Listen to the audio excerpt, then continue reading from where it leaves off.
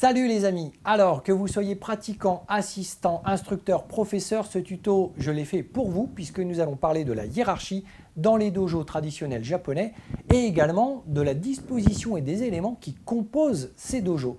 Donc nous allons parler de phénix, nous allons parler de tigre, de dragon, mais également de tortue.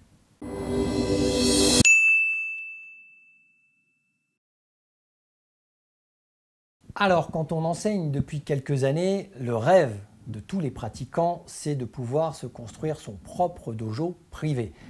Eh bien, traditionnellement, au Japon, un dojo ne se construit pas n'importe comment. Il y a des règles à savoir.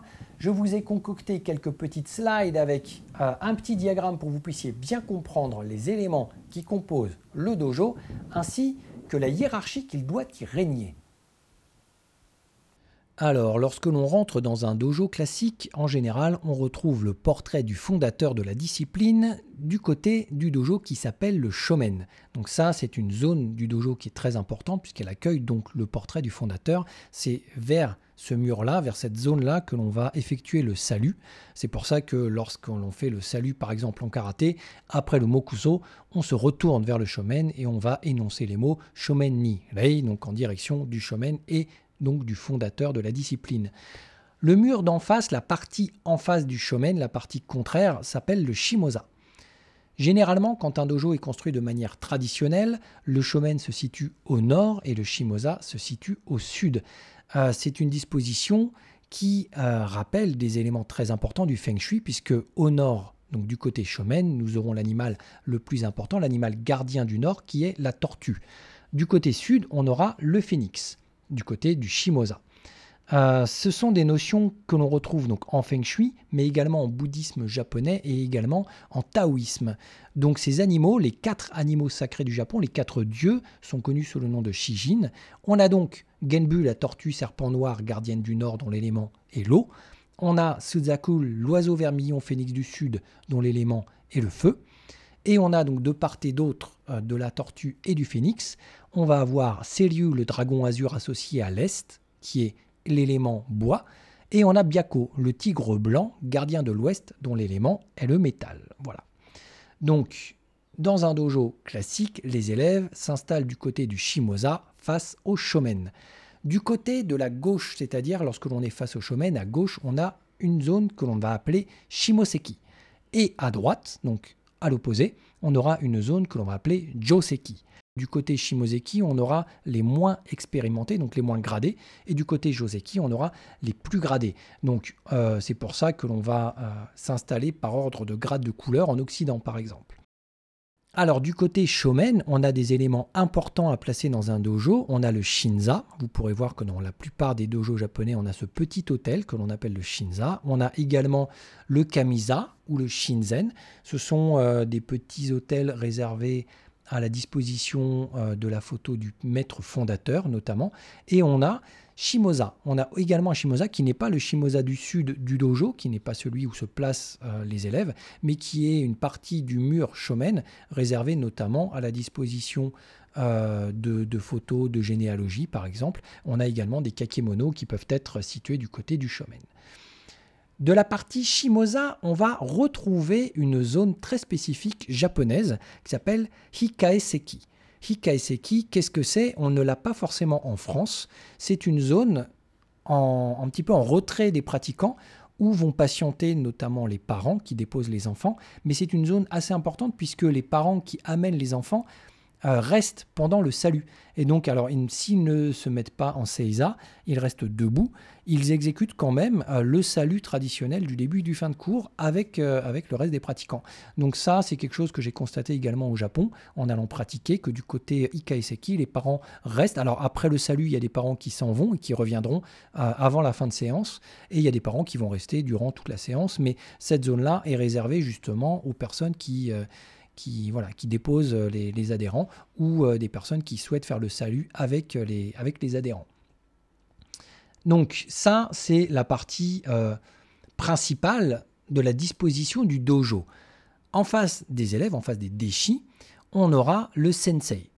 Et on aura face à lui donc les élèves classés donc par ordre, on l'a vu, du moins gradé au plus gradé. On a donc l'ordre des Mudansha, jusqu'au Yudansha. On en a parlé un petit peu dans la vidéo qui parle des grades et des ceintures.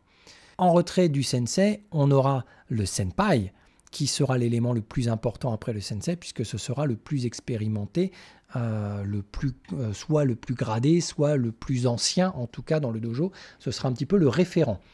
Alors le Shihan, c'est un petit peu le maître instructeur du dojo.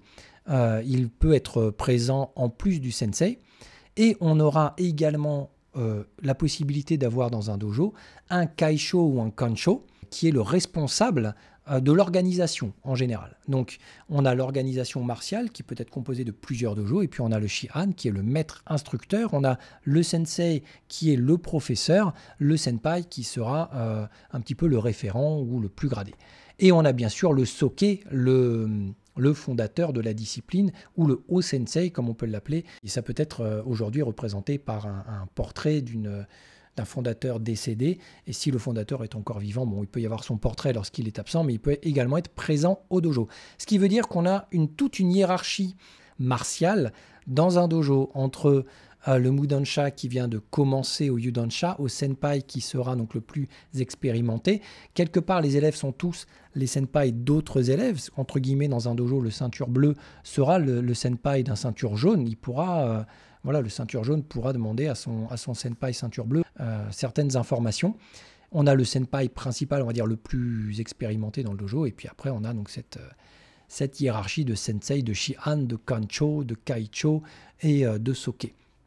Alors comment se passe le salut dans un dojo lorsque tout le monde est présent? Eh bien, il faut savoir que si jamais le Soke est en vie et qu'il est présent au dojo au même titre que le Kaicho, le Kancho ou le Shihan ou le Sensei, lorsque l'on va faire le salut, on va d'abord commencer à saluer la personne la plus haute dans la pyramide hiérarchique, donc notamment le Ho-sensei ou le Soke, et puis ensuite le Kaicho, et puis ensuite le Shihan, et puis ensuite le Sensei. Donc il y a cette hiérarchie-là. Si jamais un élève a besoin de poser une question au Shihan, de manière générale, il va éviter de s'adresser à lui directement dans la politesse traditionnelle japonaise.